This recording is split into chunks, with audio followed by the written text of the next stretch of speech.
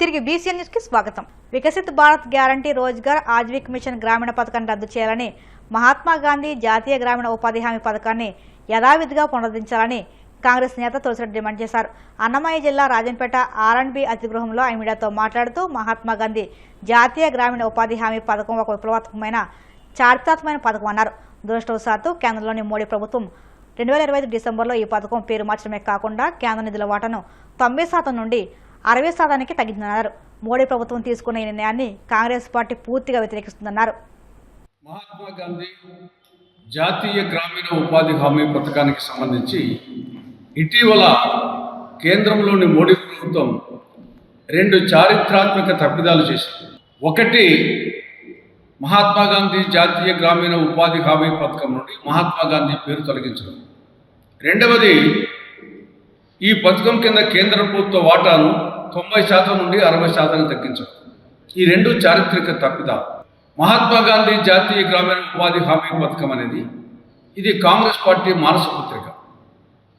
పల్లెల నుండి పట్టణాలకు వలసలను నివారించాలనే ఉద్దేశంతో ఆనాడు మన్మోహన్ సింగ్ గారు ప్రధానమంత్రిగా, సోనియా గాంధీ గారి మార్గదర్శకత్వంలో కాంగ్రెస్ నేతృత్వంలోని UPA 1 ప్రభుత్వం 2005లో చట్టం చేసి 2006 ఫిబ్రవరి 2న దీన్ని ప్రారంభించడం జరిగింది.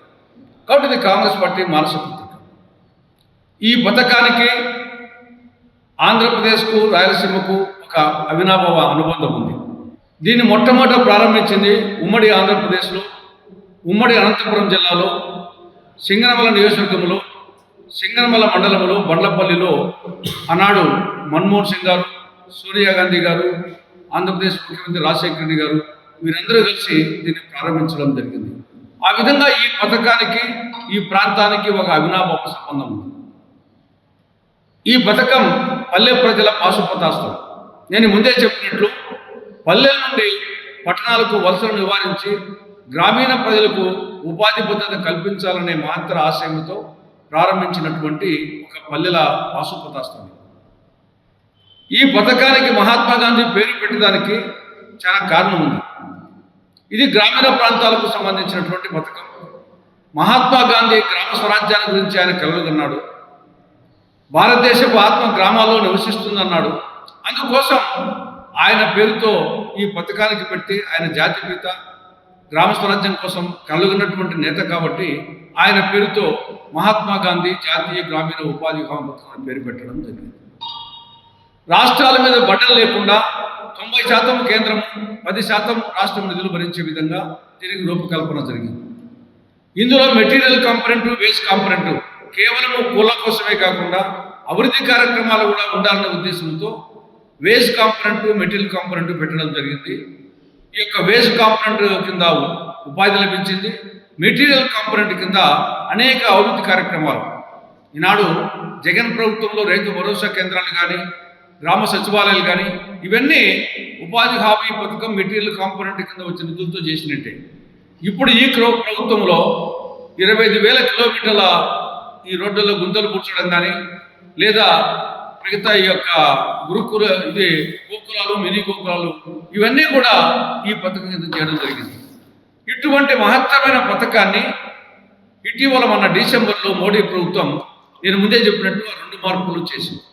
మహాత్మా గాంధీ పేరు తీసేయడము, 90% నుండి 60% నిధులు తగ్గించడం. అంటే మహాత్మా గాంధీ పేరు తీయాల్సినటువంటి అవసరం ఏమొచ్చింది? కూటమి ప్రభుత్వం ఎన్నికల ముందు ఇచ్చిన హామీలను అమలు చేయడంలో విఫలమైందని విశాఖ గురుద్వారా జంక్షన్ వద్ద వైసీపీ ఆధ్వర్యంలో నిరసన తెలిపారు. నగరం మహిళా విభాగం అధ్యక్షులు పేడ రమణి కుమారి, రాష్ట్ర విద్యార్థి విభాగం కార్యనిర్వహణ అధ్యక్షులు ద్రోణంరాజు శ్రీవాస్తవ నేతృత్వంలో జరిగిన ఈ ఆందోళనలో కూటమి ప్రభుత్వ తీరుపై ఆందోళన వ్యక్తం చేశారు. గత ప్రభుత్వ అభివృద్ధి సంక్షేమాన్ని కొనసాగించకపోగా చంద్రబాబు హామీ ఇచ్చిన సూపర్ 6 పథకాలను విస్మరించారని ధ్వజమెత్తారు.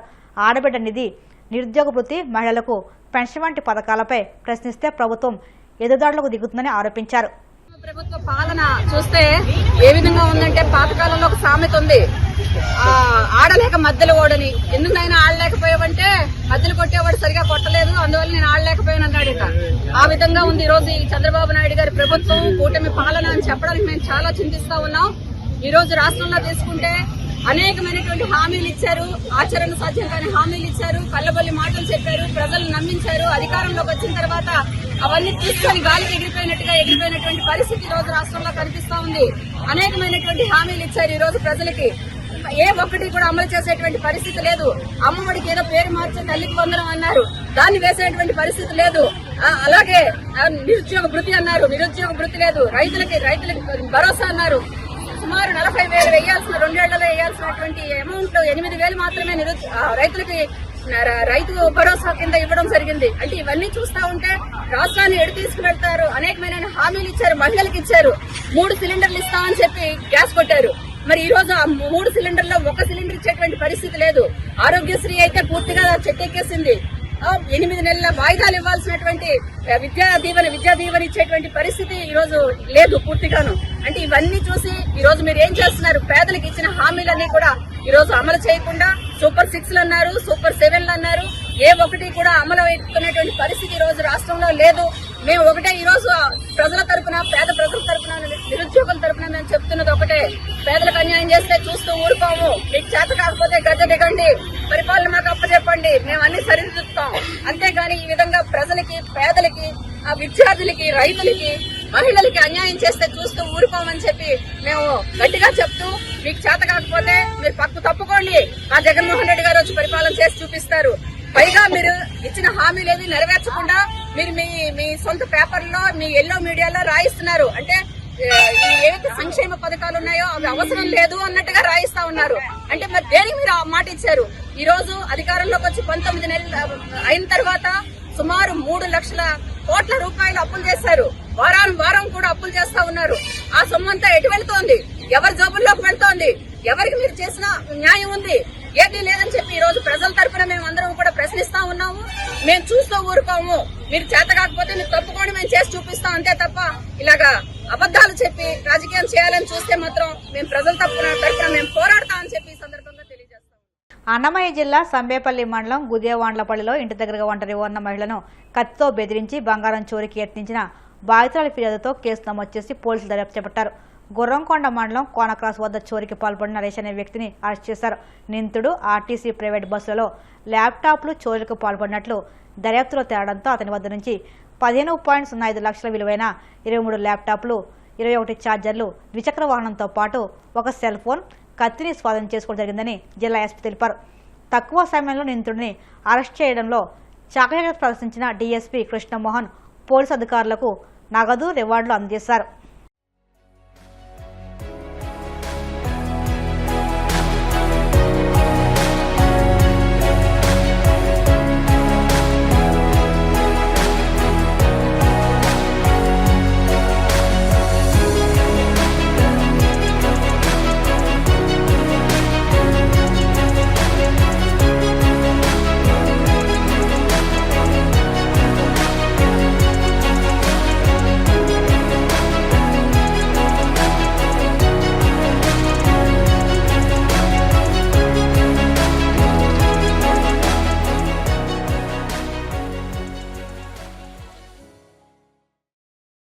మహిళని ఆపి కత్తితో బెదిరించి ఆమె దగ్గర నుండి ల్యాప్టాప్ అది దొంగలించడానికి ట్రై చేసిన ఒక ఇన్సిడెంట్ రిపోర్ట్ అయింది.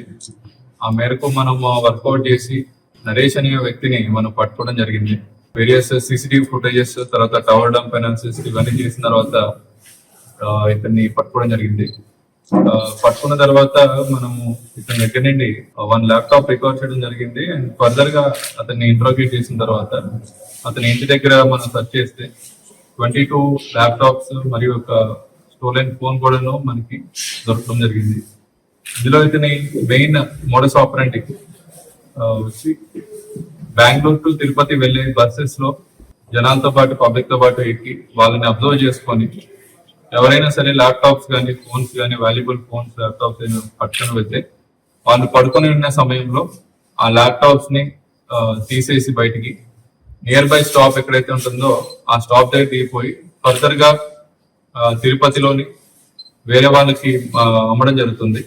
ఇందులో ఇతను ఇప్పటిదాకా 23 ల్యాప్టాప్స్ స్టోర్ చేసినట్టు తెలుస్తుంది. అండ్ ఫర్దర్ గా మనం మొబైల్ ఫోన్ కూడా ఒకటి అతను ఇదే క్రమంలో రికవర్ చేసుకొని మనము ఈ సీజన్ లో చూపెట్టడం జరుగుతుంది. ఇందులో మనకి ఆల్రెడీ 4 to 5 పర్సన్స్ ఎవరైతే ల్యాప్టాప్ పోగొట్టుకున్నారో వాళ్ళు పర్సన్స్ ఐడెంటిఫై అయ్యారు. మిగిలిన 18 మందికి కూడాను మనం ఈ మ్యాక్ ఐడీస్ పెట్టుకొని మ్యాక్ ఐడి ద్వారా ఫర్దర్ రిసీవ్ ఎవరైతే యూజర్ ఉంటారో యూజర్ డీటెయిల్స్ అవన్నీ తెలుసుకొని వాళ్ళ ద్వారా మనకి మెయిన్ ల్యాప్టాప్స్ ఎవరైతే పర్చేస్ చేస్తున్నారో వాళ్ళని మనము కనుక్కొని వాళ్ళకి హ్యాండ్ అవుట్ చేయడం జరుగుతుంది. Most of the laptops we are suspecting Bengaluru కానీ తిరుపతి వాళ్ళు అయిండొచ్చని అనుకుంటున్నాము. అండ్ ఇందులో ఇంకో ముఖ్య విశేషం ఏంటంటే ఈ ముద్దాయి మీద ఆల్రెడీ 2 కేసెస్ ప్రీవియస్ గా రిజిస్టర్ అయి ఉన్నాయి. ఒకటి గుర్రంకొండలో చీటింగ్ కేసు మరియు తిరుపతిలో సేమ్ మొబైల్ ఫోన్స్ దొంగిలించినందుకు థెఫ్ట్ కేసు కూడా పెట్టడం జరిగింది. సో ముద్దాయిని మనం ఈరోజు రిమాండ్ చేయడం జరుగుతుంది. అండ్ ఫర్దర్ గా ఎవరైనా సరే ల్యాప్టాప్స్ పోగొట్టుకుని వాళ్ళు మేబీ కంప్లైంట్ ఇవ్వకపోయినా లేదంటే పోలీస్ వాళ్ళకి అప్రోచ్ అవ్వకుండా ఉంటే ఈ ల్యాప్టాప్స్ వాళ్ళ వై ఉంటే వాళ్ళని కూడా వచ్చి ఐడెంటిఫై చేసుకోవాల్సిందిగా అన్నమయ్య జిల్లా పోలీసు తరఫున తెలుపుతున్నాము. అండ్ ఈ ఎఫర్ట్ పెట్టిన entire Sambepalli police and Rayachoti team అంతకి కూడాను మన అన్నమయ్య జిల్లా పోలీస్ తరఫున శుభాకాంక్షలు. వార్తలు ముగించే ముందు ముఖ్యాంశాలు మరొక్కసారి. దావోస్లో ఐబీఎం చైర్మన్ అరవింద్ కృష్ణతో సీఎం చంద్రబాబు కీలక సమావేశం. అమరావతిలో క్వాంటమ్ కంప్యూటింగ్ సెంటర్ ఏర్పాటుకు ప్రతిపాదన.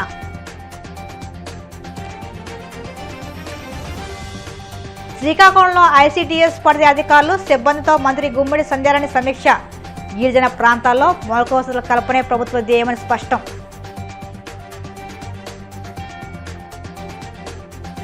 చంద్రపూర్లో 20 లక్షలతో చేపట్టనున్న మంచినీటి పథకం పనులకు శంకుస్థాపన చేసిన మంత్రి నిమ్మల. గ్రామాల్లో రక్షిత నీటి సరఫరాకు ప్రభుత్వం కృషి చేస్తుందని వెల్లడి. మంగళగిరి జనసేన పార్టీ కార్యాలయంలో జనవాణి కార్యక్రమం. ప్రజల నుంచి అర్జీలు స్వీకరించిన కాకినాడ రూరల్ ఎమ్మెల్యే పంతం నానాజీ. ఈ వార్తలు ఇంతలో సమాప్తం. మరిన్ని వార్తల కోసం BCN digital YouTube channel, Facebook పేజీని ఫాలో అవ్వండి. అప్డేట్ వార్తల కోసం ప్లీజ్ సబ్స్క్రైబ్.